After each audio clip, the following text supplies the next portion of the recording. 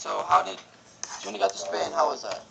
Yeah, well, I was telling you that when I was 13 years old and I was living in Cuba, then we decided that we had to run away, and we sold some property in Spain to buy tickets to go to Spain and live in a very, very small town that we had never seen. And one of the things that you don't own in Cuba is a coat. There's no place to buy one because, in Cuba it is never colder than 60 degrees.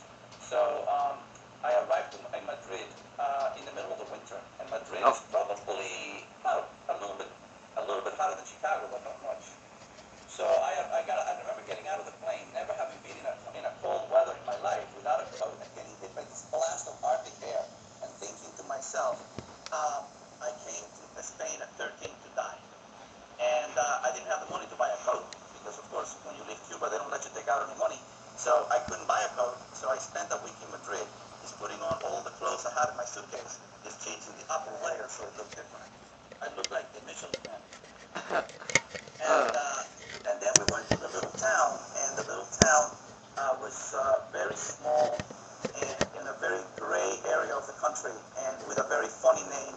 And my aunts, who I never met, my Spanish aunts, came to meet us, and they had a cart pulled by a donkey that hated me because we were the only two males in the house. And then they put the luggage in the back of the cart, and they took us to this house that did not have heating or hot water. It's like a really small backward town. And there I had the best year of my life. What was that?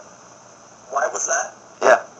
Well, it started when I first got to the town, and it was all gray, and there was we were walking down a dirt road, and we got cornered by two cows on a pole. I came from a city, so I was not used to any of this. So I thought it was going to be horrible. And then that first Sunday, they made me wear this ridiculous little suit that I had brought from Cuba to go to church. And when I was in church, I turned around. Remember, this is a very, very small town. I turned around and I saw 12 or 14 boys that were on the back row just looking at me. Boys probably from the age of 12 to 15. They were all looking, staring at me. And I go, oh my God, I'm going to have to fight every one of these guys. It's going to be horrible. I'm going to be fighting these guys. They're from Spain. I'm Cuban. They don't know me. I look ridiculous with this suit. I'm next to my mom. They look really cool in their jeans. So I walked outside and they were waiting for me. So I was ready. I had fought before. So, you fight before, you fight again. So I walked up to him. The biggest guy, his name is Dorin. He's still a very, very good friend of mine. Came up to me and he asked me, are you the Cuban? Of course, being a small town, they knew that a Cuban kid had arrived. So I said, yes, I'm the Cuban. And he answered, welcome home. Because in their eyes, I had never left. See, my grandfather was from there, and small towns are like that. So I had never really gone anywhere. I was just coming back, and it was great. That was the beginning of it. That day, they went by the house, that gray house that I used to not like for the first 3 or 4 days.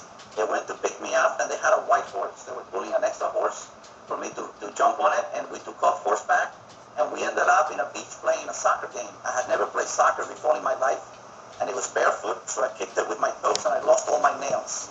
I'll never forget that. And after that, it became a great year. That must have been fantastic. It was. The food was very good, too. Don't forget that in Cuba, I didn't have any food. I used to go to bed hungry every night. And in Spain, I ate a lot, and I drank wine every day, too, at the age of 13. That's something that I don't advocate in the United States, but in Spain it was very natural to have wine in all your meals. Oh. How long did you stay in Spain for? I stayed in Spain for a year. I left when I was 14. I came to the United States, and at that time I didn't want to come to the United States. I didn't know anything about the United States. All I knew was that the Vietnam War was going on, and I didn't want to go to Vietnam and fight. And the other thing I knew was that they spoke English, a language I did not know at all, and probably still don't. So I didn't want to go to the United States. I wanted to stay in Spain. And Can you stop here? The 5 minutes are up. For the Jing thing. all right.